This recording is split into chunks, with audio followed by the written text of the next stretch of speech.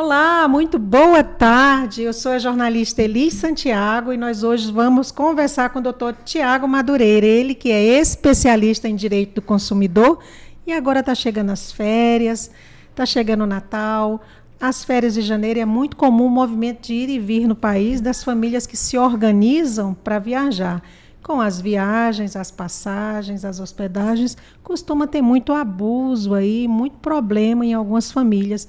Por isso mesmo, nosso especialista é fera em direito do consumidor e veio aqui hoje partilhar informações importantes e fundamentais para os consumidores. Muito obrigado pela sua presença. Seja bem-vindo, doutor Tiago. Imagine, eu que agradeço. Para mim é uma honra a gente poder trazer esse serviço público, né? Quase que o serviço de utilidade pública. Sim. De informar os consumidores para que eles não tomem golpes por aí que tem aos montes, né? A gente tem que tomar muito cuidado na aquisição de passagem, da reserva de hotéis.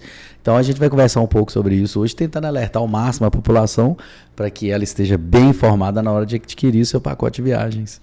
Doutor, inicialmente vamos deixar bem claro o que é o direito do consumidor. Então, o direito do consumidor, ele nasce de um microsistema jurídico, né, próprio, que logo depois da Constituição de 88, não tinha nem se falava em direito do consumidor, embora a gente tenha raízes históricas que já se tutelavam o direito do consumidor, mas que ela só mesmo foi efetivamente criada após a Constituição nova Constituição de 88, em que teve um capítulo específico, uma lei específica dentro da Constituição, um artigo específico que falava que o Estado seria responsável por proteger e tutelar o direito do consumidor. A partir daí, do direito do consumidor, dessa nova regra da Constituição, criou-se mesmo o Código de Defesa do Consumidor, aí que foi feito o Código de Defesa do Consumidor, que entrou em vigor em 1990. Então, é algo praticamente, pode-se dizer que recente no Brasil. 30 anos. Em que pese, por exemplo, a Fundação Procon de São Paulo, ela é muito anterior, ela é da década de 70, né?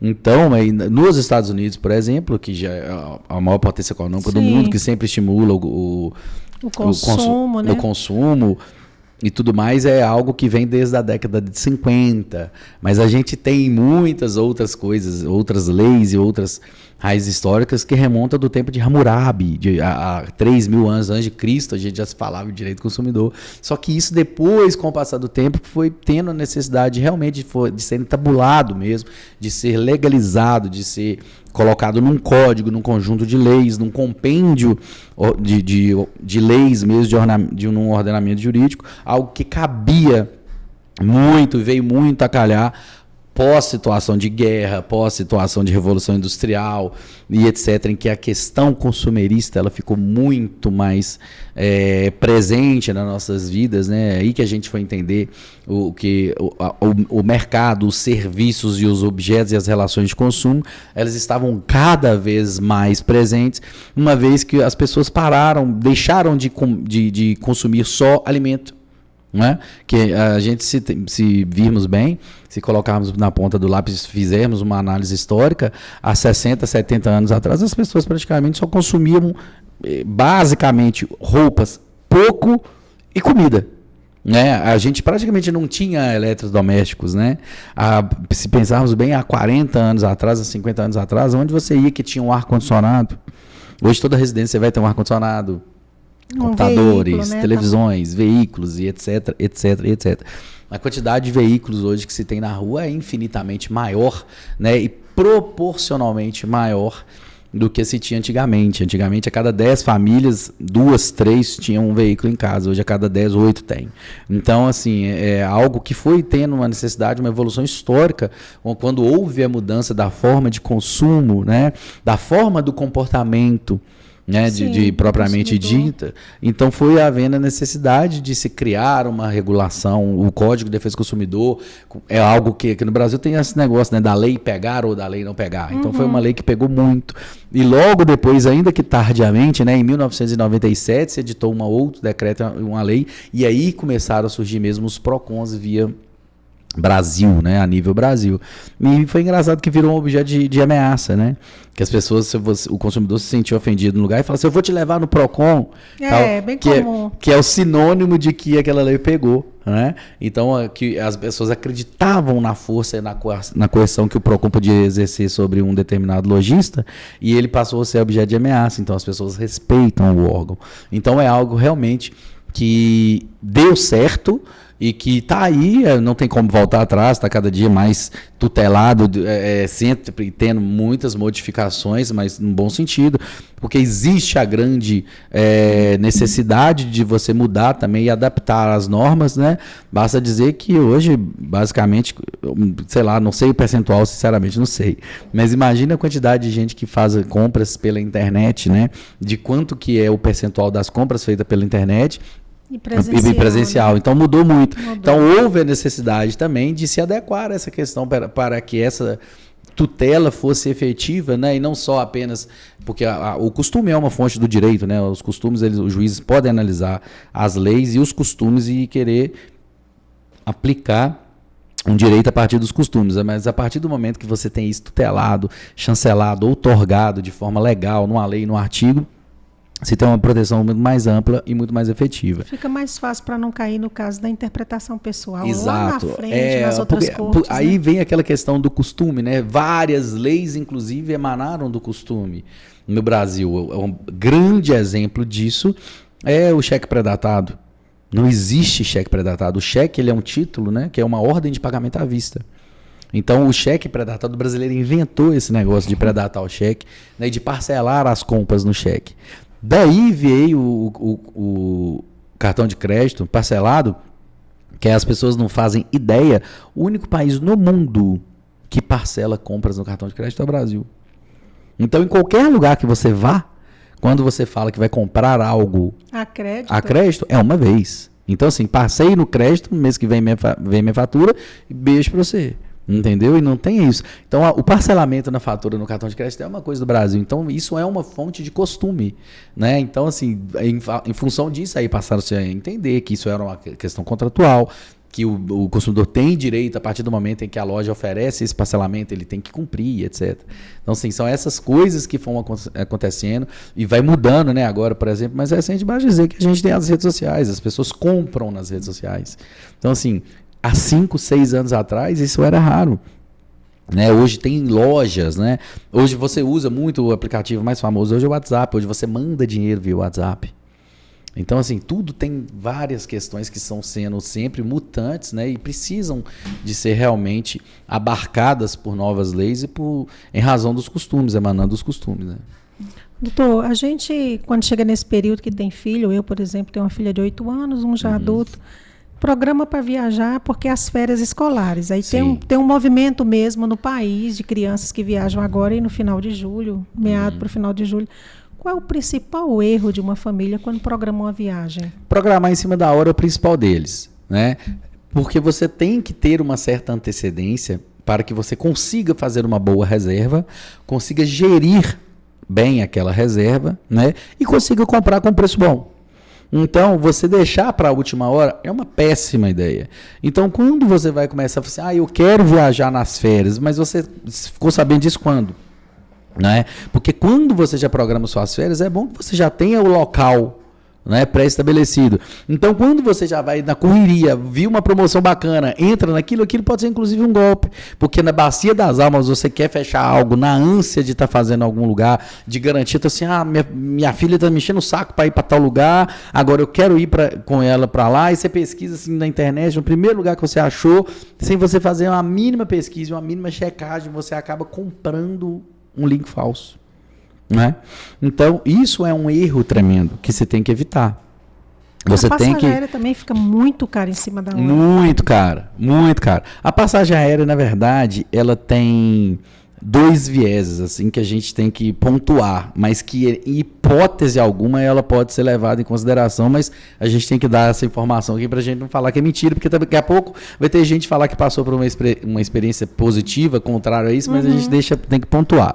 Obviamente que o ideal é você comprar uma passagem aérea, o preço médio, melhor preço médio que você vai encontrar com N pesquisas que a gente já fez e já acompanha ao longo dos últimos 10 anos aí, ela acontece nos 3 meses antes da viagem.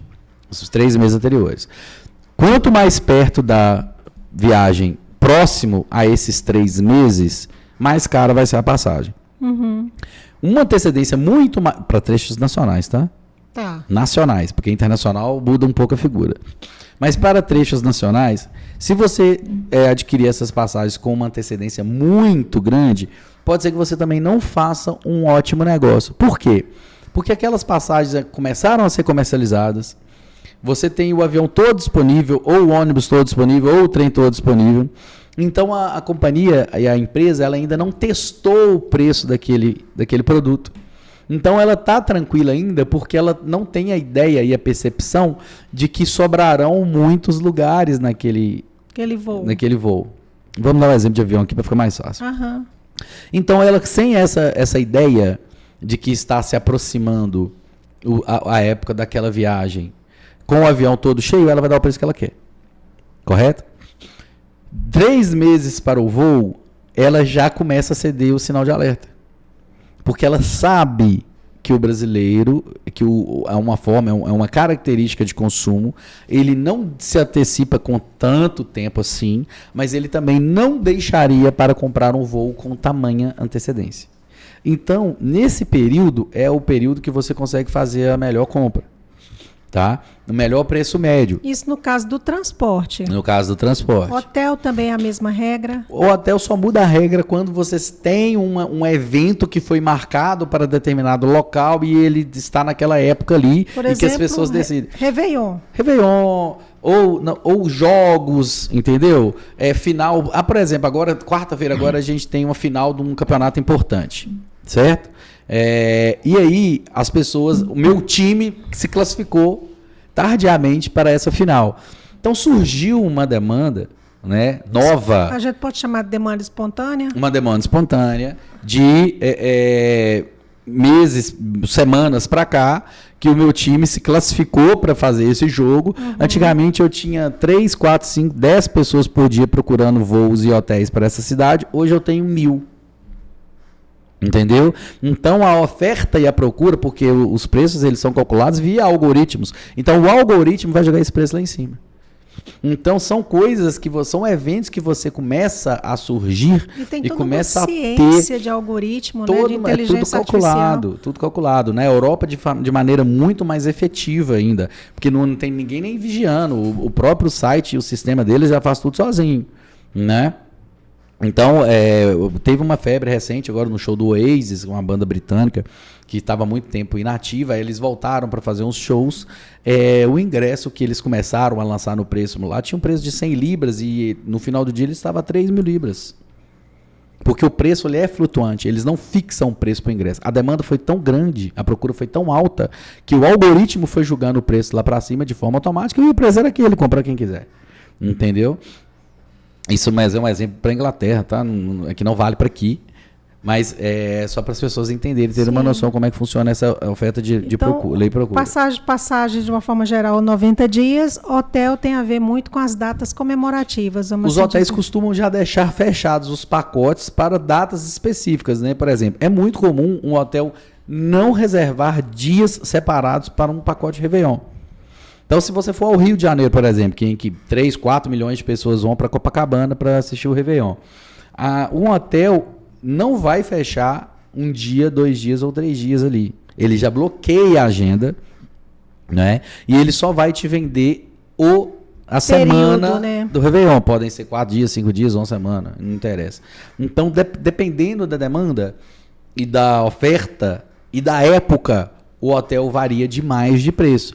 O que aconteceu agora, por exemplo, tem quarta-feira, tem jogo no final da Copa do Brasil. Uhum. A quantidade de gente, de mineiros que se deslocarão a São Paulo para ver o jogo, ela não era a mesma de antes de o time daqui se classificar.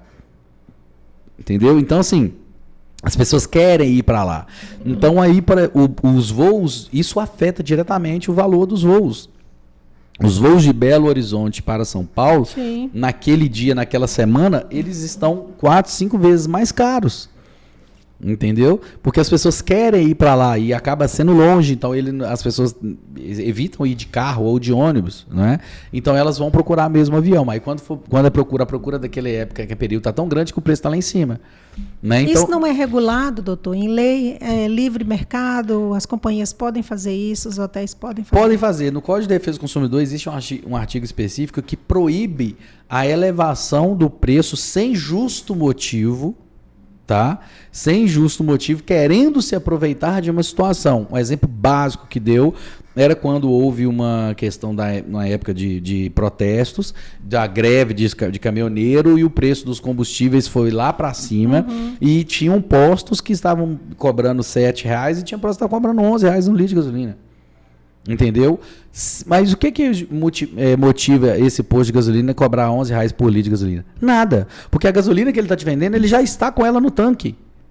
Né? Ele já está com ela armazenada há uns dias, há uns meses. Então não faz o menor sentido um posto de gasolina elevar o preço de R$5 para R$11, dobrar o preço, alegando que a procura está alta. Isso não pode fazer isso. Então você não pode simplesmente fazer essa alteração. Mas cada caso é um caso, porque existem várias agências reguladoras que fiscalizam isso e regulamentam isso.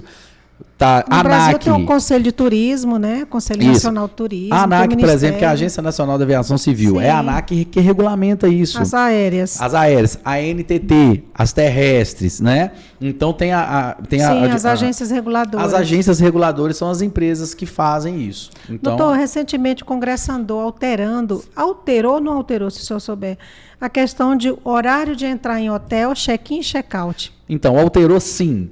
Na verdade, o período de entrada e saída da diária, eles têm que ter uma diária de no mínimo 24 horas, né? Então, o que acontecia? O consumidor ele ia lá e comprava uma diária de 24 horas, então o hotel permitia o check-in, né? Até 2 horas da tarde, mas o check-out tinha que ser até 10 horas da tarde, da manhã. Então, na verdade, assim, a sua diária não é 24 horas. Né? Então eles alteraram para que fizeram um acordo, né, entre aspas, lá dentro do aquele lobby todo que acontece lá dentro do Congresso, para que esse check-in não seja com prazo tão grande. Diminuíram para 2 horas. Então a diferença máxima de check-in e check-out mudou de 4 horas para 2 horas. Entendi. Então você não pode ter um prazo superior a esse, porque senão... É porque a própria lei, isso decorreu de um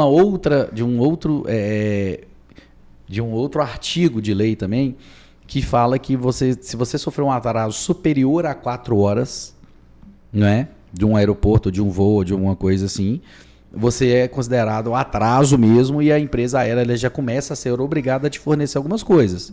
Ela já tem que te dar alimentação, ela tem que te dar um telefone para você fazer ligação, ela tem que te fornecer internet, tudo isso gratuitamente, obviamente. E aí ficava a indignação, né? Assim, peraí, eu não posso me atrasar 4 horas ou mais de 4 horas, empresa aérea, né? 4 horas a empresa aérea, um atraso superior disso já é considerado uma infração e eu teria que indenizar. Mas a minha diária a diferença dela é também de 4 horas. Então, olha para você ver como é que essa... regras incongruentes, né? Porque você não pode atrasar mais de 4 horas, mas a pessoa tem que sair 4 horas antes da diária que ela comprou. Daí eles falaram assim, olha, não, a empresa a gente entende que o hotel ele tem que ter um tempo para organizar o quarto, né? Para que ele limpe o quarto para preparar para o novo hóspede. Mas eles entenderam que esse tempo de 4 horas era um tempo muito grande. Então, eles reduziram esse tempo para 2 horas. Isso foi bom. Do ponto de vista do consumidor, isso foi muito bom. É. Já as aéreas, existiu toda uma confusão. Vamos falar sobre isso. Há um tempo atrás, com a expectativa de se baratear a passagem, se proibiu o embarque gratuito de até 23 quilos. Sim. Passando despacho de bagagem. Antigamente a gente poderia despachar até 23 quilos a primeira bagagem gratuita, sim, né? Uhum. Aí passou a ser só de 10 quilos e sim, tem todas as dimensões para ir na parte de dentro do avião. Sim. Agora voltamos atrás? Na verdade, o Congresso agora eles fizeram e editaram uma lei, né, falando que as empresas aéreas seriam proibidas de cobrar por qualquer tipo de bagagem de 10 quilos. Entendeu? O que mudou é que as empresas aéreas, elas colocavam determinadas bagagens e dimensionavam as bagagens. Sim, era bem pequenininha a mala, né? Isso. Então, tipo assim, é uma mala de 10 quilos naquelas dimensões delas. E aí o Congresso falou assim, não, tudo bem, você pode continuar proibindo as de 10 quilos, mas você não pode me limitar as dimensões. Entendeu? Porque senão eu estava obrigando ao consumidor a adquirir uma bagagem num tamanho de mala da companhia aérea. Sim. Eu perco o meu direito de livre escolha de bagagem. Né? E aí fica a pergunta, e mochila? Mochila é mala de 10 quilos? Porque eles falam que você pode levar uma bolsa que caiba debaixo do assento. E aí, beleza, eu vou colocar minha mala. Eu posso colocar uma mochila, então, com 20 quilos dentro da minha mochila, coloco ela debaixo do banco e não sou cobrado. Mas se eu levar uma mala com que tenha 5 quilos lá dentro dela, mas que ela não atenda às dimensões que a companhia aérea estipulou, eu não posso entrar com ela no avião. Então a mudança agora é que são 10 quilos, Isso. mais qualquer dimensão. Qualquer dimensão, e que eu não posso cobrar em hipótese alguma. Os 23 quilos continua sendo cobrado. Continua sendo cobrado. O despacho da bagagem de 23 quilos continua sendo bagagem. O que só houve, a mudança foi só pela bagagem de 10 quilos. Internacional são 32? Internacional depende da companhia, né? Da companhia, depende muito da companhia e depende muito do destino. Depende se é um voo de stopover, depende que é um voo de stopover, porque não sabe é que se você vai para na cidade e depois tem que pegar a mala e depois colocar ela de novo no avião. Depende de várias situações, mas em regra, na verdade, as companhias aéreas, nenhuma companhia aérea é obrigada a te permitir que você leve uma bagagem de 23 quilos, tá? Em tese, todas permitem, tá? Porque aí eles criam vários tipos de tarifa, né? A empresa tem umas que chamam light. Ah, tem não mesmo. Sei o quê, um que tal. paga R$50 e congela. Isso. Então, assim, aí eles vão criando esse tipo diferente de tarifa e essas tarifas vão mudando a flexibilidade do tipo de bagagem que você pode levar e a quantidade de mala que você pode levar. Exemplo, a Latam tem uma tarifa dela que chama tarifa light, que faz voo internacional para vários países do mundo, em que ela simplesmente não te dá direito à bagagem. E é interessante. Por quê? Muitos brasileiros têm o costume de viajar principalmente para os Estados Unidos com a intenção de fazer compras lá. Sim. Então, isso dá ao consumidor a oportunidade de comprar o voo de ida mais barato, porque eu vou levar uma mala pequena de 10 quilos ou uma mochila no meu voo de ida, porque eu não vou levar uma mala grande, e, portanto, eu não vou precisar despachar bagagem na ida. Porém, na volta, eu vou comprar a passagem da tarifa um pouco mais cara, porque eu quero trazer a mala. Então, ele consegue economizar a ida nessa situação. Depois da pandemia existe um movimento diferente, né? Porque a primeira mala é um preço, a segunda é outro preço. Ah, é? No Brasil, não, né? 23 quilos, a cada 23 quilos você paga aí o valor de cada companhia aérea. Então, e esse preço não é fixo. E quanto mais mala que você leva, mais caro é. É o contrário. Você tem a impressão, né, de que se eu comprar 3 malas vai ficar mais barato, que eu estou comprando muito. Não vale essa regra para a companhia aérea. Entendeu? Eu não sabia. É mais caro. É mais caro. O ideal é que você leve... É mais barato, fica a dica, gente. É mais barato você comprar uma mala de 32 quilos e pagar de 23 quilos e pagar o excesso da bagagem do que você comprar 2 de 23 quilos. Além de ser menos quilos, tudo bem, né? Mas às vezes você não precisaria de levar tanta bagagem, mas é mais barato. Porque então paga só o adicional por quilo. Você paga o adicional por até X quilos. Entendeu? Porque aí te paga mais 25% do preço da bagagem. Entendeu? Se a minha mala é até 23, eu tô levando uma de 32, aí eu pagaria lá $50 mais $12 ou mais $15. E se for uma mala ainda que mais vazia, com alguma... Aí você paga 25 na primeira, 35 na segunda e 50 na terceira. Parece que isso veio depois da pandemia, esse escalonamento, né? Isso sempre muda. Na verdade, isso aí talvez já fosse até alguma coisa que já estivesse programada e eles aproveitaram essa situação para aplicar. No Brasil são 23. Se a pessoa quiser levar 3 de 23, fica mais caro também do que levar uma mais pesada. Fica mais caro. A mesma coisa. A principal dica que a gente dá para o consumidor é jamais deixar para comprar isso no aeroporto. Lá fica mais caro ainda. Mais caro, muito mais caro. Já aconteceu comigo e com clientes meus de acontecer a situação assim, e eu falei assim, o que? Eu vou comprar essa mala agora no site. Entendeu? Desde que falte mais de 1 hora para o embarque. Ah, importante isso. Isso. Então você consegue fazer isso. Ó, cheguei com antecedência boa, faltam 2 horas para o embarque, 1h40 para o embarque. Então eu consigo comprar a bagagem no site. E adicionar a minha... Sua localização, né? Só localizador, isso, né? adiciono o localizador, vou lá administrar a viagem, você adicionar a mala. Eu adiciono a mala, pego... Isso vai aparecer no sistema lá da menina, lá no check-in, e aí ela consegue adicionar e você consegue despachar a mala mais barato. Doutor, por falar em mala, que confusão que tem esse país com mala quebrada. Quais são os direitos do consumidor que tem, infelizmente, depois de desembarcar a sua mala quebrada, extraviada, aberta? São N direitos, vários. Então, mas cada caso tem que ser estudado de maneira muito aprofundada. Em tese, o que o consumidor tem que entender e saber é que a mala dele deve lhe ser restituída da mesma forma que ele entregou para a companhia aérea. Então, assim, a companhia aérea não tem que consertar a mala do cidadão, mas tampouco pode quebrá-la, óbvio, né? Então ele tem que. Por isso que o consumidor é importante que ele fotografe a mala antes do embarque, no aeroporto, no guichê da companhia aérea. Uhum. Né? Porque é muito comum quebrar rodinha, quebrar alça, quebrar a própria mala. Né? Então é muito importante que você faça registros, né, gente? Todo mundo tem com celular hoje no bolso com câmera. Então é muito fácil de fazer esse registro.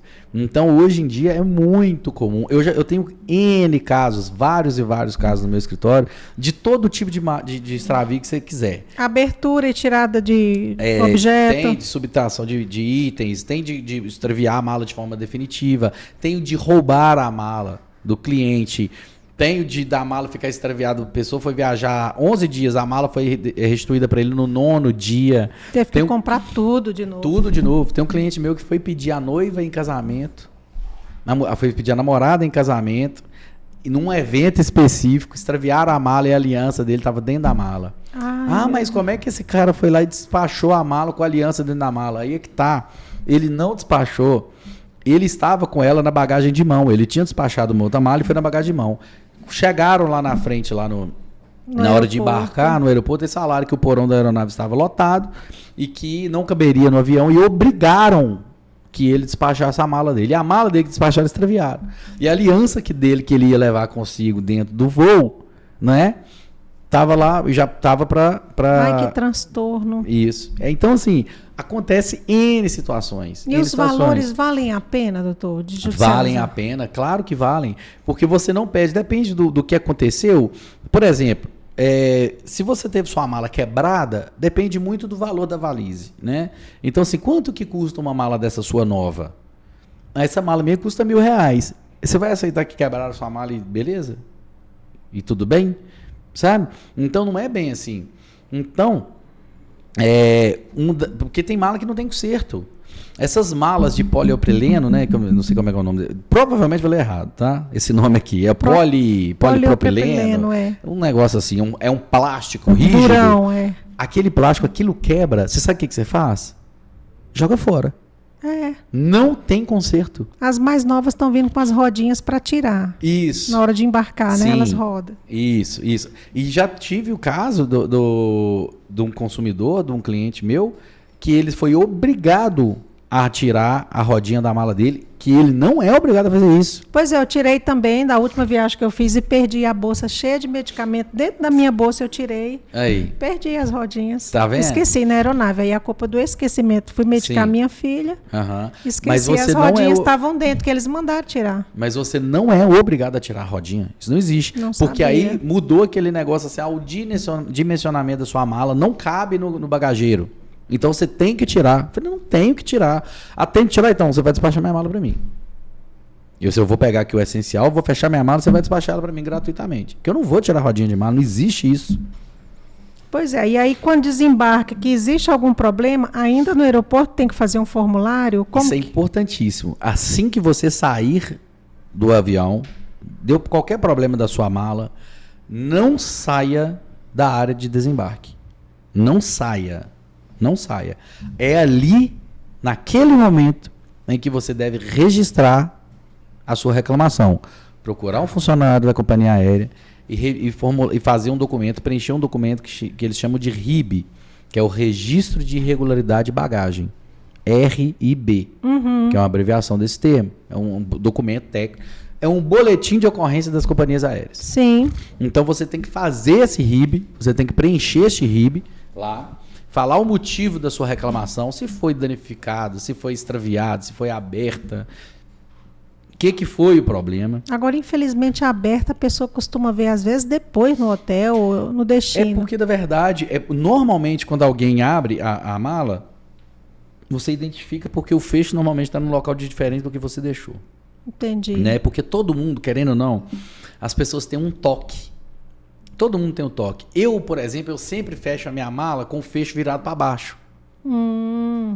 Eu não, porque aqueles dois fechos, eles rodam até ali em cima. Sim. Para eu não ter nada furtado da minha mala enquanto eu estiver com ela andando ou parado no aeroporto, quando eu vou comprar um lanche, alguma coisa assim, para eu não facilitar que alguém simplesmente vá ali e abra minha mala e tente enfiar a mão na minha mala, eu deixo aqueles dois fechos para baixo. É uma ótima dica. Eu viajo demais. Eu viajo muito, graças a Deus. Eu amo viajar. Eu trabalho só para viajar praticamente. E amo viajar. E tem algumas dicas, assim, como expert, entre aspas, em viagem. Viajo muito. E aí eu faço isso, deixo esse fecho virado para baixo. Se eu chegar no aeroporto, minha mala estiver na esteira de bagagem, eu de longe eu bater o olho nela e esses dois fechos estiver para baixo ou estiver para cima, eu sei que tem alguma coisa errada. Entendi. Já Entendeu? é uma coisa que a gente, como consumidor, também pode Isso. adotar uma prática. Mas é uma prática boba, mas a pessoa que vai abrir sua mala, apesar de não impedir isso, eu tenho plena consciência que isso não impede, mas coloque um cadeadinho na sua mala, porque isso dificulta, porque sua mala vai deixar de ser escolhida, entendeu? Eles não vão priorizar a sua mala. A pessoa que está com a intenção de abrir sua mala, vai priorizar outra mala. Uma entendeu? mais fácil, Uma né? mais fácil. Então assim, ia lá que a mala ali tá com cadeado, que a mala ali é boa para roubar, mas ela tá com cadeado. Então isso pode dificultar, isso é uma barreira, né? É igual câmera dentro de casa. A câmera não é garantir que a pessoa não vai entrar na sua casa, mas o fato de você ter uma câmera ajuda. Doutor, entendeu? depois de fazer o RIB, ele deve pegar a cópia dele, levar para o advogado ou aguardar? Então, com aquele registro, a companhia vai pedir um período, né? E ele vai ser analisado, porque o RIB ele pode ser de um extravio definitivo, ele pode ser de danificado, pode ser alguma coisa. Eles pedem em média 10 dias para te dar a resposta, tá? Daquele registro que você fez. Em 90% dos casos eles nem respondem, tá? E a partir dali é muito interessante que você faça um registro num Procon ou num consumidor.gov. Hoje está cada dia mais comum e quase que obrigatório, apesar de ainda estar em discussão, que o consumidor faça um registro e procure um órgão de defesa do consumidor antes de procurar a justiça. Tá? Eu, como advogado especialista no direito do consumidor, já alerto e já falo isso, né? Que seria quase que incongruente a minha fala, né? Quase que paradoxal, né? A minha dica. Então, assim, se é especialista e está falando para a pessoa não procurar um advogado, não, ela deve procurar um advogado. Que por experiência também, a gente sabe que as companhias aéreas não resolverão o seu caso nessas reclamações administrativas. Mas a gente deve demonstrar ao judiciário que a gente tentou de tudo. Não, eu fui ao Procon, eu fui no consumidor.gov, eu fui no Reclame Aqui, eu fui onde eu poderia ter ido para registrar minha reclamação, para correr atrás do meu direito e não consegui. Então eu sou obrigado a vir à justiça. Eu fui obrigado a procurar o judiciário que eu não tinha o que fazer. Entendeu? Então é muito importante que seja feito. Aí você faz o RIB, procura um órgão de assistência e defesa do consumidor. Que pode ser online. Online, todos online. Esses três que eu disse são online. Tem os PROCONs municipais, PROCON Câmara, tem PROCON Assembleia, tem PROCON de vários tipos, né? Os PROCONs normalmente são órgãos municipais, né? Mas que são os mais conhecidos. E aí você pode procurar esses órgãos, essas entidades de defesa do consumidor, registrar essa reclamação, você vai sair de lá documentado e dali não resolver o seu problema, você procura um advogado. E aí o seu advogado vai te orientar melhor, de acordo com o caso. Pois é, porque o extravio é que ela nem chega, né? É porque tem o extravio temporário e o definitivo. O temporário é que eu estava durante o meu período de viagem, tem um caso clássico de um cliente meu, ele viajou para Florença, na Itália, na época do Réveillon, ia passar o Réveillon com a esposa lá. Réveillon no Brasil é em verão, Réveillon na Europa é inverno. O cara saiu daqui com a roupa do corpo, né? Com a blusinha na mão, chegou em Florença e a mala dele foi extraviada. Nossa Senhora. Ele estava no segundo dia, ele chegou à noite, foi pro hotel com a roupa do corpo, não pôde fazer sua higiene pessoal de forma adequada, ele estava sem sua escova de dente, ele estava sem seu desodorante, entendeu? E ele acordou e tá lá dentro do hotel esperando, né? Que era para ele ter tomado banho, saído, curtir a cidade, etc. E tá lá esperando a mala dele chegar. Deu 1h da tarde do outro dia, a mala dele não havia sido entregue no hotel. O que ele fez? 2 graus negativos lá fora. Ele não querendo ficar refém da companhia aérea, falou assim, cara, eu vou comprar alguma coisa. Aí ele teve que sair, foi procurar um shopping, foi precisar de comprar calça, precisou de comprar camisa, precisou comprar jaqueta, tudo, blusa de frio, escova de dente, pasta de dente, perfume, sapato, meia, tudo. Teve que comprar tudo. A mala dele foi chegar 6 dias depois. Mas isso é passivo de ação, realmente. Claro, e indenizável. E outra coisa, e o dinheiro que ele gastou lá? Entendeu? Ele não comprou as coisas que ele queria comprar. Ah, Thiago, mas ele comprou e ficou com ele, incorporou o patrimônio dele. De fato, obrigado pela companhia aérea. Ele não tinha como ficar. O que você sugere que um cidadão faça com roupas de verão num país que é inverno? Ainda mais nós brasileiros que temos hábitos bons de banho, né? Exato. Troca de roupa toda hora. Exato. Então, assim, não tem o que fazer. Aí, no caso, é indenização mesmo, material e moral. Entendeu? Porque isso ultrapassa, como a justiça gosta muito de dizer, ultrapassa o mero de sabor. Sim. Ela deixa de ser uma coisa que é chato. Ah, isso aqui foi chato, mas eu resolvi. E não interessa o tanto de dinheiro que você tem. Inclusive, esse cliente que eu estou falando, ele é de uma família bastante abastada. Entendeu? Não é um negócio que está em voga aqui, a capacidade financeira do cara ir lá e comprar roupa. Não é isso. A falta de respeito. A falta de respeito. Nada. Ele tinha 10 dias para viajar, 1 dia de viagem e de programação que ele tinha para conhecer uma cidade que ele nunca tinha ido na Itália, e perdeu. Como que ele vai recuperar esse dia? Por isso que existe uma teoria no direito do consumidor que chama teoria do desvio produtivo do consumidor. A partir do momento que você é tirado da sua rotina ou da sua programação normal por uma culpa e uma falha numa prestação de serviço, você tem que ser indenizado. Porque você não consegue pagar e indenizar o tempo. Você consegue me devolver 24 horas? Não tem como. Entendeu? Então, por isso você tem que indenizar. Então, são essas situações que geram as indenizações. Às vezes as pessoas podem até pensar assim, eu não quero nada da empresa, eu não quero passar por oportunista. Eu falei, gente, não tem nada a ver uma coisa com a outra. É porque você nunca passou essa situação. Sabe? Porque é péssimo. Imagino. É constrangedor, é caro, é ruim. Ao invés do cara você foi em Florença, lá você chegou, você não foi lá na cidade, você não visitou a estátua de Davi? Não, eu falei, não. Porque enquanto o meu grupo estava lá visitando a estátua de Davi, eu estava comprando cueca. Porque minha mala foi extraviada. Chato demais. E me voltou 6 dias depois. Entendeu? Aí o cara vai lá assim, peraí, e outra coisa, quanto tempo que eu vou ficar sem minha mala? E a angústia que você fica durante a viagem, se você saber se a sua mala vai chegar ou não vai. E se você for uma pessoa que precisa de um medicamento que sequer é vendido na Europa e é manipulado por você, e você está sem um medicamento que é diário? Entendeu? Então, assim, são tantas situações que envolvem, entendeu?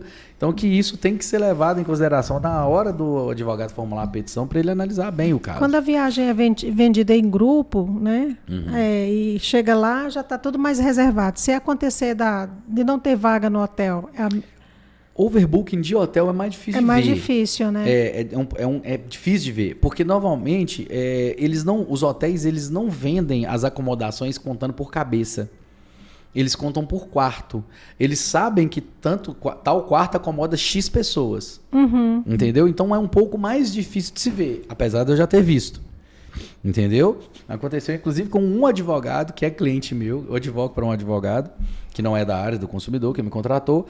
Ele foi para um hotel, e esse hotel inclusive era um all-inclusive em Porto Seguro.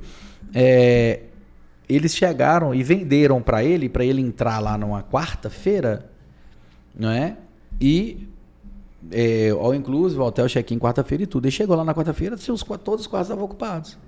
Nossa. Ele disse assim, peraí, mas eu tenho a minha reserva com o meu all inclusive de hoje. Ele disse assim, não, deve ter havido um erro aqui dentro, porque aqui esses quartos estão disponíveis a partir de amanhã. Eu falei, meu filho, mas beleza, hoje é quarta-feira, eu tô aqui para entrar, são 11 horas da manhã, eu não tenho para onde ir.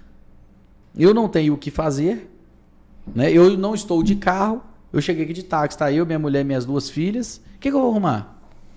Aí o hotel tem que alugar um novo quarto para ele? O hotel tem que arrumar um outro quarto para ele. Igual ao superior? Igual ao superior, ou no mínimo custear todos os custos dele, porque ele estaria no hotel incluso, e obviamente ele não ia pagar para comer nem para beber, e nem para dormir. Então o hotel tem que fazer isso. Aí eu te pergunto, o hotel fez isso? Não fez. Vai dar indenização? Tem que dar indenização. Entendeu? Sem contar que e esse dia que o hotel ofereceu para ele, devolver para ele o dia que ele pagou e não acomodou? Não. Entendeu? Então, assim, são várias situações que são que ocorrem em casos diferentes que tem que ser levadas em consideração. Eu imagino, é tudo muito... E quando tem um cancelamento pela companhia, doutor? Então, depende. Quando o cancelamento é da companhia, automaticamente você tem vários direitos. O primeiro, aceitar um novo voo, certo? Não aceitar um novo voo, ter a minha tarifa integralmente restituída, inclusive com a taxa de embarque. Né? Paguei 2.000 com a taxa de embarque, eles têm que me devolver R$2.000. Uhum. Certo? Cancelou meu voo ou alterou meu voo, não quero voo. Então me devolve meu dinheiro todo que eu não vou viajar mais. Ponto. Ou alterou para outro dia. Que é muito comum. Muito comum. Normalmente, quando altera para um outro dia. Outro horário, Ou um outro horário que não te atende. Entendeu? Comigo agora, por exemplo, aconteceu um interessante que para mim foi bom. Vou passar o Réveillon em Fernando de Noronha. Em Fernando de Noronha são muito poucos voos que tem. É verdade. E eu tava com um voo que eu consegui passagem para ele. Ele sai de Fernando de Noronha às 10 horas da manhã. E o meu próximo voo de Recife para Belo Horizonte é 5 horas da tarde. Ia ficar muito tempo no aeroporto. Muito tempo no aeroporto. Dava para ir em Boa Viagem. Pegar um hotel e ir lá conhecer. Sim. Mas graças a Deus eles alteraram o meu voo. Menos tempo de solo. O meu voo agora que eu sairia de Fernando de Noronha 10 horas da manhã, ele passou para 3 horas da tarde. Melhorou demais, velho. Demais. Vai ficar lá no lugar daquele? Isso. Então, para mim, foi excelente. Entendeu? Para mim, foi excelente. Uhum. Então, assim, eu teria que sair de um hotel num outro horário, essas coisas, assim, para mim melhorou demais. Porém, o ruim é quando acontece de um horário que não te atende. Agora, quando é o cliente que cancela, as companhias aéreas dão duas soluções. Um percentual no valor da passagem. Isso. Normalmente é metade do valor, né? Normalmente é 30%. Só 30%? Que eles te devolvem, entendeu? 30%, apesar de a lei falar que ele não pode ser, hipótese alguma, inferior, ou não pode ser superior a 10%. O desconto.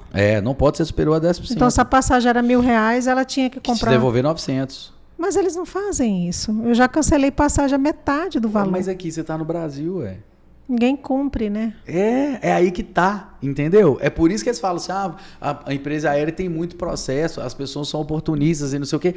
Cara, a lei tá ali. Eles não cumprem a lei, eles não fazem o básico. Eles não fazem o básico. Então, se passar mais que 10%, é um caso passivo de pedir. Sim. Ou se você quiser deixar em milhas. É milhas, doutor? Milhas. Depende, se você tiver comprado em milhas, até mais fácil. Porque aí voltam as milhas. Porque a empresa aérea, aquela milha, em tese, ela não tem custo para a empresa. Ela vai colocar um número ali dentro do sistema dela ali e pronto, acabou. O problema é que quando isso vira dinheiro, eles têm que reembolsar, aí eles têm que tirar do caixa da empresa. Entendeu? Então, assim, eles têm muita resistência quanto a isso. Até quantas horas o cancelamento para não dar no show? Que é a não embarque, né? A não viagem. Não, na verdade é o seguinte, o no-show é quando a pessoa não comparece ao voo. Ao voo. Ela tem que comparecer com antecedência no mínimo de 1h30 do voo. Uhum. Porque o embarque, ele é 40 minutos antes do voo. Certo. Então você tem que se apresentar muito antes, porque você tem que se apresentar, fazer o check-in, despachar a bagagem e estar no mínimo com os 40 minutos dentro do horário de embarque. Passou disso aí, você está por sua conta e risco. Mas se o voo for meio-dia, 8 horas a pessoa pode cancelar essa passagem? 4 horas? Até quanto tempo ela pode cancelar? Cancelar. Então, na verdade, cancelar ela pode até 24 horas antes. Então não é horas, é um dia. É um dia. E aí, para ter um retorno aí de 50% do valor... Mas cancelar a passagem, gente, não é uma péssima ideia. Você sempre vai perder. Qual que é a melhor opção? A opção é você comprar e ir. Entendeu? Se não der certo. Reza para a companhia aérea mudar o seu voo. Porque se ela mudar o seu voo, tem que ter uma diferença dos voos de no mínimo 30 minutos. Se o meu voo é meio-dia, eles mudaram meu voo para meio-dia e 15, eu não tenho direito a reembolso. Nem a cancelamento, nem nada. Entendi. Se eles mudaram meu voo de meio-dia para 1h, eles têm que me devolver integralmente. E eu tenho que falar assim, não quero. Aí eles vão te mandar um e-mail, vão te comunicar, vão te informar do cancelamento e você fala assim, quero cancelar meu voo. Aí eles vão cancelar seu voo integralmente, tá? Sem nenhum prejuízo nem nada. Então, essa é a única chance que o consumidor não tem, vamos dizer assim, prejuízo. Prejuízo, a palavra custou sair. Exatamente. Porque partindo dele vai ter prejuízo. Partindo dele, ele vai ter multas, ele vai pagar multa, a multa é cara. E eles justificam isso. E por que isso acontece, Elis? É muito comum, 80%, 90% das pessoas que estão naquele voo, elas procuram e acham e compram com produtos com preço promocional. E aí a companhia aérea, quando ela pega ali, ela vai ver o valor médio daquela passagem, uma passagem que custa 1.000 para ela hoje. Tem gente que comprou ela de R$300. Sim. Então a companhia aérea, ela está calculando sobre o preço médio da passagem. Que vai dar aí uns 700. Entendeu? Então falou assim, não, você está me devendo. Ela pensa assim, eu te cobrando aqui R$290, eu estou tomando prejuízo. Porque eu vendi passagem nesse voo de R$1.000. Entendeu? Então, você me deixou vago um assento que alguém poderia vir e comprar por R$1.000. Doutor, as companhias aéreas hoje têm tarifas promocionais e flexíveis. São diferentes, não são? São. As promocionais é quando tem desconto tipo em Black Friday? Tarifa promocional é quando eles vão ir por livre e espontânea vontade, eles vão lá e dão preço de uma tarifa, né, de um desconto hoje, que é aquela pesquisa que você entra e consegue comprar no preço que está anunciado ali. A tarifa flexível, ela é muito mais comum ser ofertada por agências de viagem, tá? E por outros sites que são terceirizados. Exemplo grande aí, decolar.com, que é um site grande e famoso. Essas tarifas flexíveis, elas você fica um pouco que refém da data de viagem que a companhia aérea quer. Então, assim, uma passagem para Nova York, o preço médio hoje é de R$5.000. E de volta. Belo Horizonte, Nova York, Belo Horizonte, 5.000. Eles vão te lançar o seguinte, olha, eu vou te dar uma tarifa flexível para Nova York por R$3.000. Mas você fala assim, tá bom, Nova York, BH, 3.000. Beleza? Eu quero escolher a data do voo. Pode não? Não tem, é de tal a tal. O voo é dos dias que eu quero. Entendi. Então, assim, a do dia 13 de... Normalmente é a data escrota. 13 de março a 21 de março. É no meio de semana, você vai sair terça-feira, 1h da tarde, assim, você tem que... Ou você tá de férias, ou você deu sorte, ou você é um profissional liberal igual eu sou, por exemplo, que eu sou advogado, trabalho em qualquer lugar do mundo. Então você pode viajar a qualquer hora. Essa tarifa flexível, ela sai mais barata. Entendeu? Mas você tem que viajar na data que eles querem. Entendi. Exemplo básico, você nunca na sua vida vai achar uma tarifa flexível no Réveillon. Nem no Carnaval. Nem na Semana Santa. Datas que a gente costuma ter folga no serviço nem público. Na Semana do Saco Cheio em outubro. Se é mãe, você sabe. Sim. Você nunca vai achar tarifa flexível nesse período. É verdade, não acha mesmo não. Não acha. Porque são as datas... porque eles querem te colocar tarifa flexível e te vender alguma passagem em datas que ninguém viaja. Na Black Friday tem muito isso, né? Eles ofertam pacotes, mas pacotes que a gente não consegue viajar, que você não tem... É uma pessoa que trabalha normal, que é fichada, um professor, um engenheiro que trabalha na empresa. Nós aqui, servidor público. Nós, servidor público, etc. Não tem jeito, não tem né? como, eu vou ver, como é que você faz? Doutor, quando a companhia aérea muda a passagem e aí ele perde o próximo trecho, teve um atraso grande, ele perde o próximo trecho, fica no aeroporto de Guarulhos para chegar em Belo Horizonte, por exemplo. Qual que é a conduta? É a companhia aérea que tem que recolocá-lo no novo voo, pagar hotel se for preciso? Depende da diferença dessa perna. Se ela for superior a 4 horas, ela tem que dar alimentação e comunicação. Certo? Dá um voucher para ele comer alguma coisa no aeroporto, né? E te dá um telefone e internet. Se ele for superior a 8 horas, ele tem que te arrumar um hotel. Tá? E aí, não tem mais além disso, né? Aí tem que te dar alimentação, te dar hotel e tudo. Agora, você tem que tomar cuidado, porque é muito comum você ter esse voo cancelado e ele fazer o famoso efeito cascata, que ele vai cancelar os próximos voos. Então, você tem que tomar muito cuidado. E a gente aqui do Vale do Aço pega de Belo Horizonte para cá, quando a gente consegue comprar ainda, vem no menor. Eu fui para São Luís do Maranhão, fui para os Lençóis Maranhenses, né? Melhor dizendo, em agosto agora, desse ano. Quando eu fui, eu comprei o voo Ipatinga, São Luís. Era Ipatinga, BH, Recife, São Luís. Eram os voos. Cancelaram o meu voo de Belo Horizonte. Ipatinga, BH. Não tinha mais esse voo. Eles me deram uma opção. Ou cancela tudo, ou você dá um jeito e vai para Belo Horizonte e pega de Belo Horizonte o voo que vai de Belo Horizonte. O voo de Belo Horizonte para Recife, Recife para São Luís está mantido. O seu voo de Ipatinga foi cancelado. Mas daqui para frente é com você. Você quer? Tava eu e mais 3 amigos. Eu falei assim, olha, a gente vai ser obrigado a querer.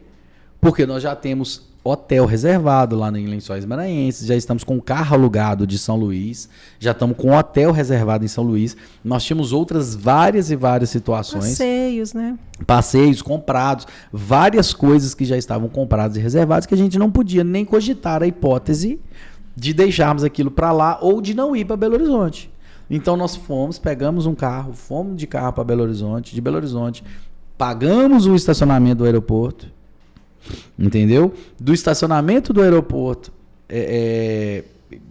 além do custo do carro, da gasolina, etc., a companhia aérea simplesmente lavou as mãos e nem tocou no assunto e de devolver pra gente. Não.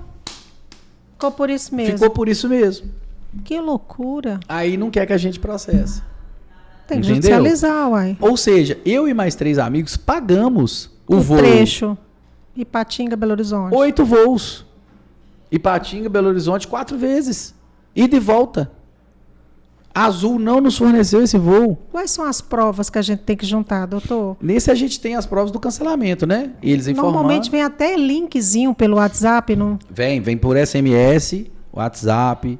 Aí tem no aplicativo, né? Tem o primeiro voo que a gente comprou, tem o voo que a gente fez. Então, e é muito importante isso, a gente não sair apagando os e-mails, né? Guardar os e-mails. Isso é rápido, esse tipo de indenização, ou demora? Isso depende muito de comarca. Isso não é muito assim, esse tipo de ação é rápida, é demorada, é difícil de falar.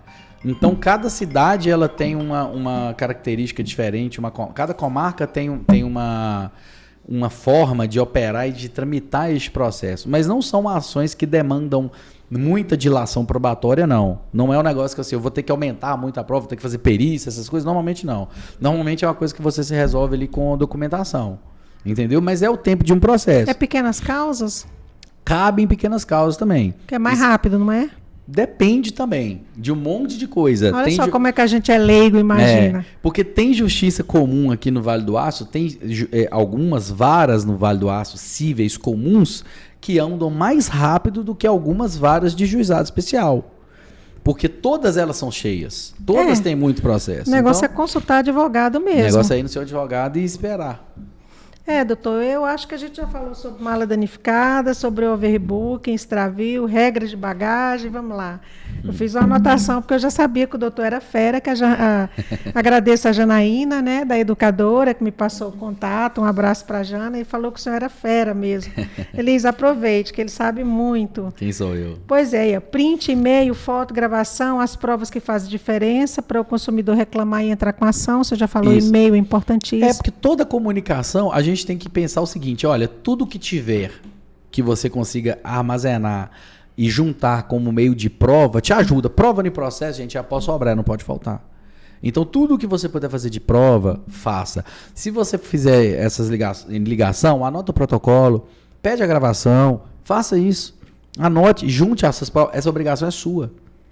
Entendeu? Não é só aconteceu comigo, aconteceu. É um pouco trabalhoso, né? Porque você fica, às vezes, minutos, às vezes até Até hora. Isso é comum ficar aguardando em 0800, falando com máquina. Aquilo me deixa tão nervosa falar com máquina. E tem uma lei que fala que você pode falar com a máquina no máximo por 1 minuto, né? Nossa senhora, tecla tal. E você pode ser remanejado somente uma vez. Meu Deus do céu. Aí tem leis, tá vendo? Agora funciona? Não funciona. Não funciona. Então, assim, é por isso que a gente fala. Aí depois acha ruim que processo. Nem com cartão de crédito funciona isso. Gente, é o que menos funciona, talvez, é do cartão. Doutor, ficou alguma coisa ainda? Você vai ter que voltar aqui para a gente falar mais, né? Acho que nós falamos sobre viagem, os meios de viagem, os descumprimentos por ordem das companhias aéreas, hotel mais difícil ter overbooking. Hotel é muito difícil ter overbooking. Tarifa também eles não elevam, exceto se você pedir uma melhora no quarto. Se você não pedir para trocar de quarto, não for algo excepcional, entendeu? O que pode acontecer muito o que acontece muito, melhor dizendo, é que a gente vê que eles ofertam um quarto, às vezes eles trocam as imagens, né? Tem muito então, isso na internet, né? Isso, você compra um quarto achando que tem a vista mar, por exemplo. Aí tem a foto do seu quarto lá, que você com o pé do cara de frente para parede. Você chega lá e dá de fundo com o jardim do vizinho, não é nem do seu hotel. Então, aí isso, por exemplo, é passivo de troca, de reclamação, de abatimento proporcional no preço.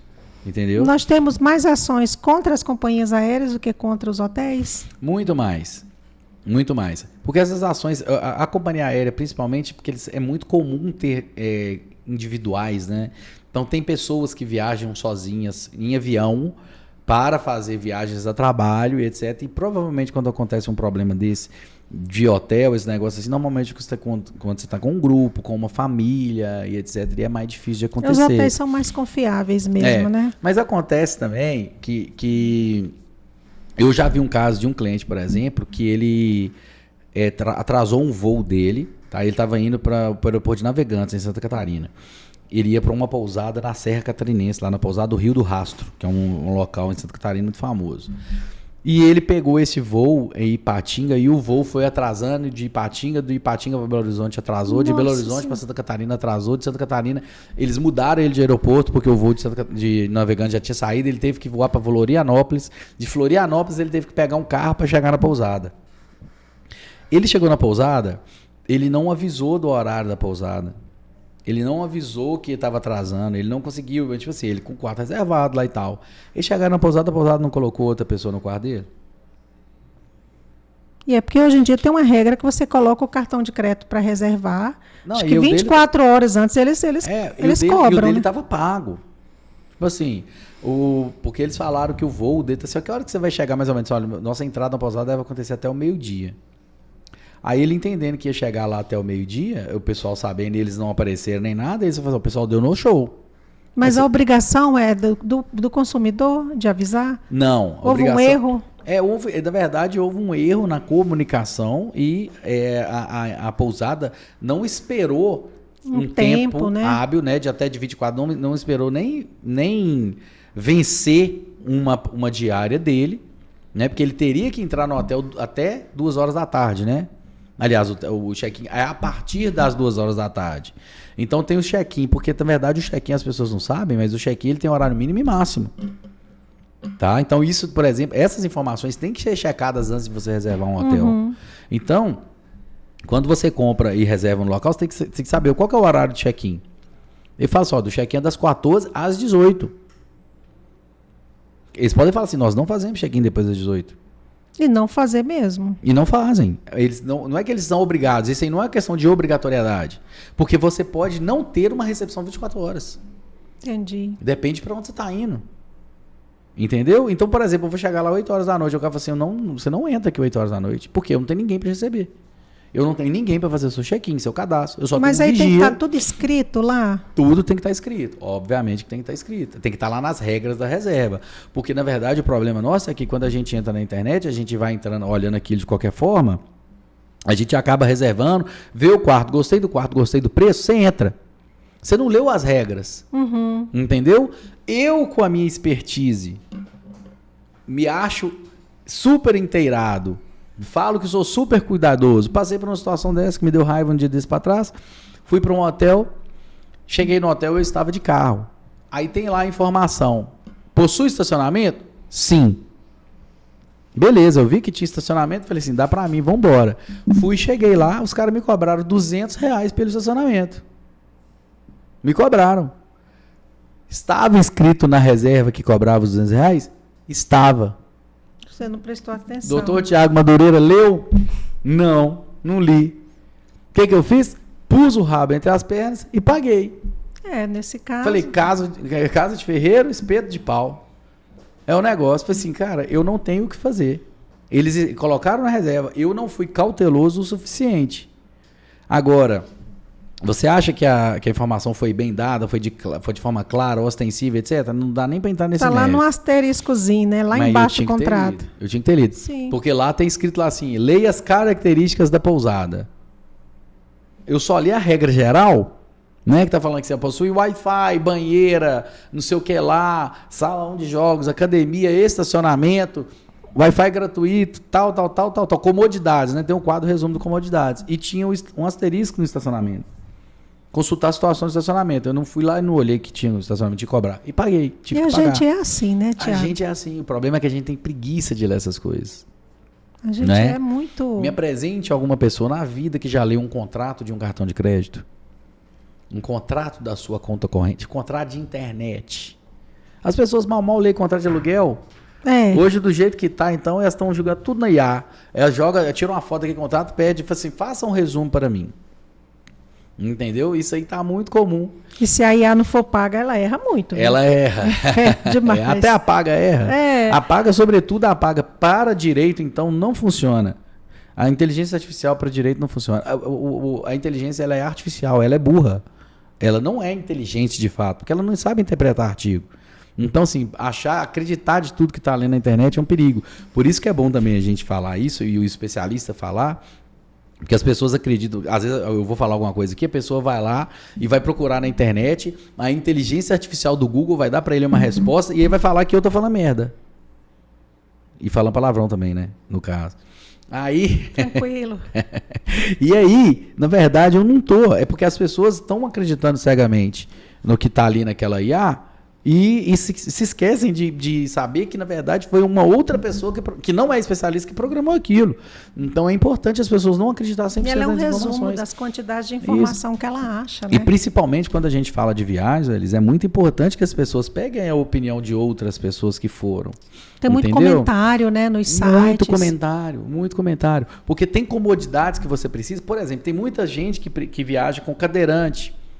Entendeu? Ou com pessoas com difícil locomoção. Aí você tá ali lá, você acha assim, não, gente, as fotos no hotel eles é perfeito, o hotel é maravilhoso, o hotel é isso, o hotel é aquilo, o hotel é aquilo, não sei o quê. Pra mim é ótimo, Aí você acha uma pessoa que fala assim, olha, pena que o hotel não possui elevador. Fui colocado no quarto no segundo pavimento e eu estava com a minha avó que tem dificuldade de locomoção. Ou seja, é uma informação crucial. Sim. Porque se você não esteve naquele hotel ainda, você não sabe se tem elevador, se não tem. Os hotéis, é raro você ver um hotel que vem com assim, o hotel possui elevador. Se não for de grande rede, né? Não muito é? alto. Porque você não sabe quantos andares tem aquilo. E às vezes as pessoas não checam. Às vezes você só checa o quarto, viu aquilo ali e tal. E aí o meu quarto? Às vezes você esqueceu até de perguntar. Eu sou uma péssima consumidora. Ah, é? Não sou muito boa com viagem, não. Vou ter mais cuidado. É. Doutor Tiago, eu acho que agora fica por sua conta aí, se tem alguma informação que eu não te fiz, não te perguntei. A gente falou sobre muita coisa, tá? Demos muita informação útil. Demos muita informação, que bom, né? Nesse período.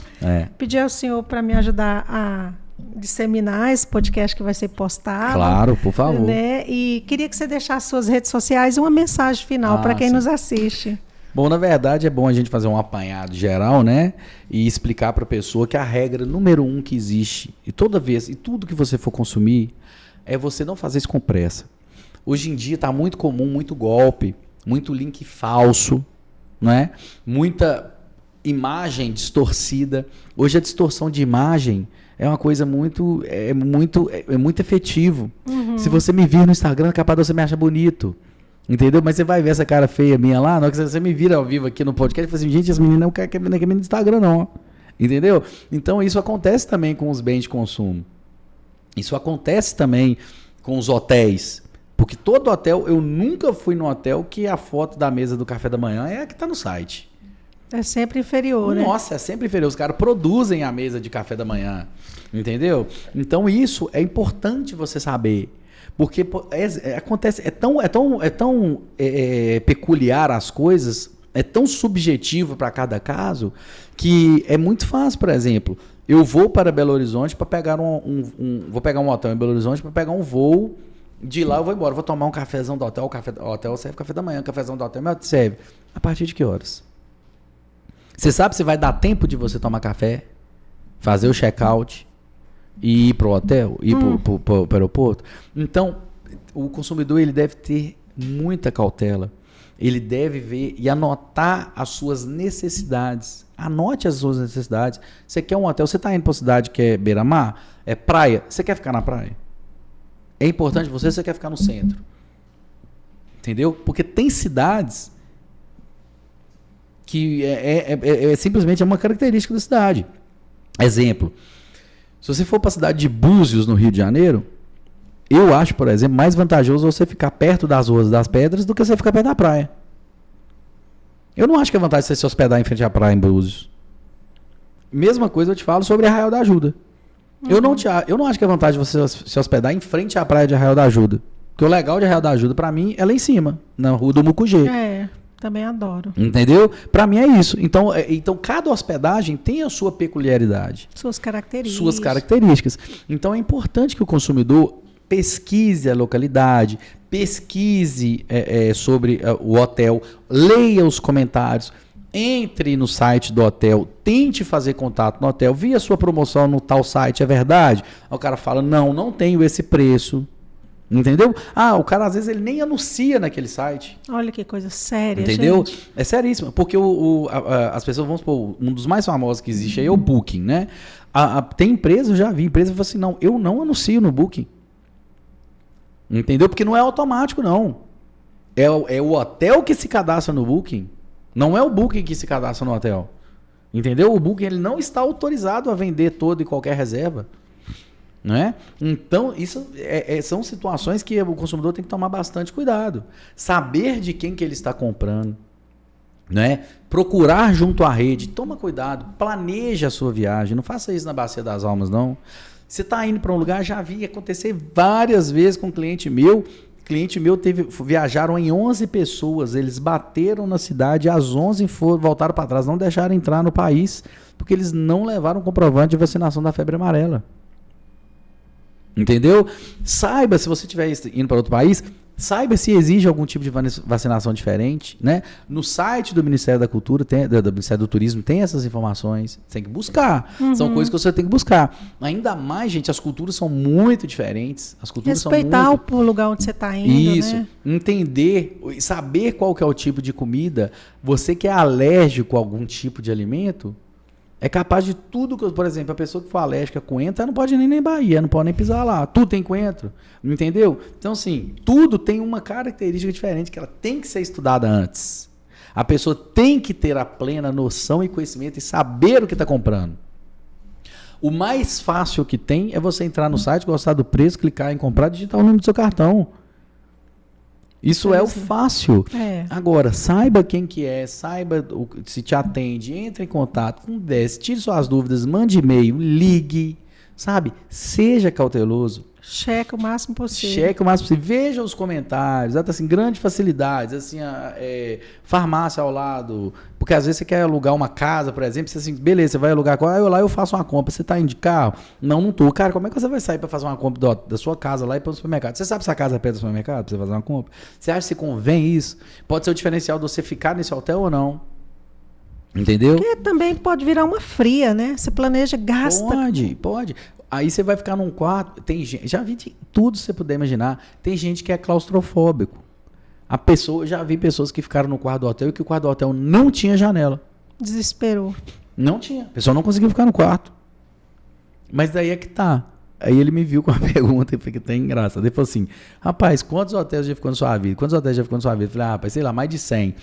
Quantos hotéis você perguntou se tinha janela? Vocês nunca perguntei, tá o trem que ninguém pergunta. Assim, é lógico que não. Como é que você vai ficar num quarto que não tem janela? Não existe quarto sem janela. Não, quarto tem que ter janela. Eu já vi sala de escritório que não tem janela. Já vi consultório dentista que não tem janela. Já vi consultório médico que não tem janela. Já vi um monte de coisa que não tem janela. Menos quarto de hotel. Mas existe, né? Mas existe. Ele se deparou com uma situação dessa. Agora é engraçado. Ele falou assim, a primeira coisa que eu faço é ligar no hotel e perguntar, aqui tem janela? Que é uma situação engraçada, mas tem. Então essas situações são características que podem ser o fiel da balança na hora de você fechar uma reserva.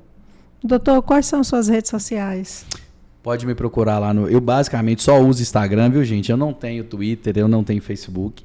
Eu tô lá no thiagomgomide, arroba gmail.com, se alguém quiser me mandar um e-mail, mas é @thiagomgomide. Thiago M. Gomide. Isso, Thiago sem H, M. Gomide. Eu dou dicas de direito do consumidor lá também.